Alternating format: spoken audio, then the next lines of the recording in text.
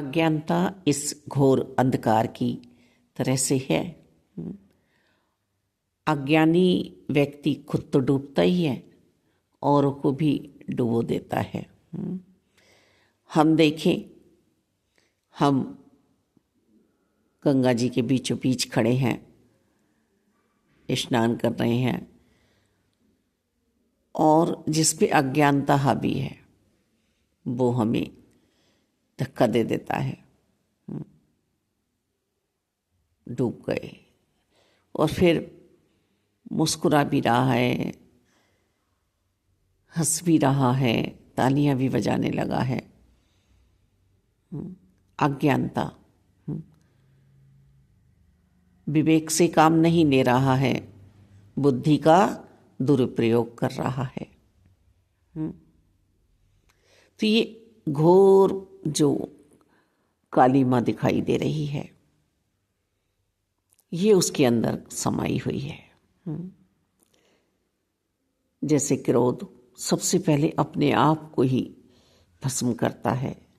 वो अंगारा जो हम किसी और पर डालना चाहते हैं, उससे पहले हम ही जलते हैं, हमारा ही हाथ जलता है।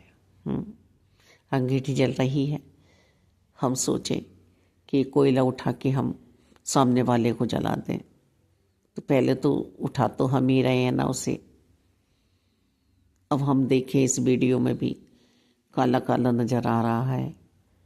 तो ये अज्ञानता को हमें ही मिटाना होगा, हमें ही दीपक जलाना होगा, हमें ही लाइट ऑन करनी होगी, हम ही लालटेन जलाएंगे, हम ही अपने मन को सुंदर बनाएंगे, हम ही अपने मन से बुराइयों का त्याग करेंगे, हम ही अहंकार, मोह, लालच, क्रोध, ईर्ष्या, बैर को जड़ से मिटा देंगे तो मिटेंगे, और नहीं तो जो हम सोचते हैं उसी का पौधा बड़ा होता है, वृक्ष बनता है, वही फल हमें प्राप्त होता है।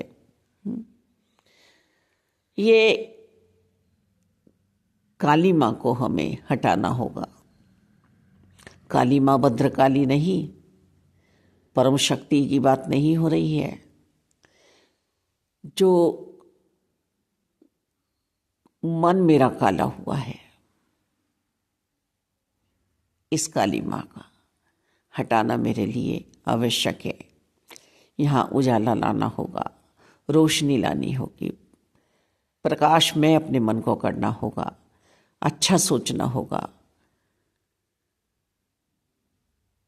सत्य बोलना होगा,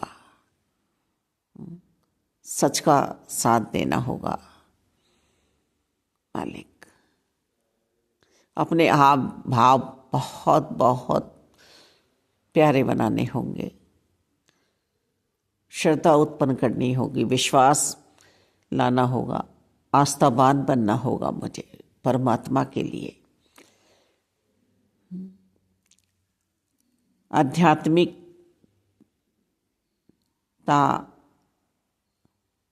का सफर तय करना होगा। सबसे पहले ईश्वरीय शक्ति का आह्वान करना होगा अपने अंतर्करण में।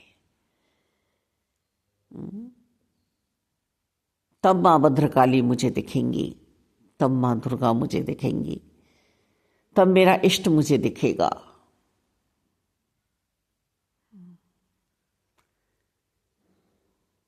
नहीं तो मैं कहीं खो जाया करता हूँ बुराइयों में, भला बनना चाहता हूँ पर बन नहीं पाता हूँ।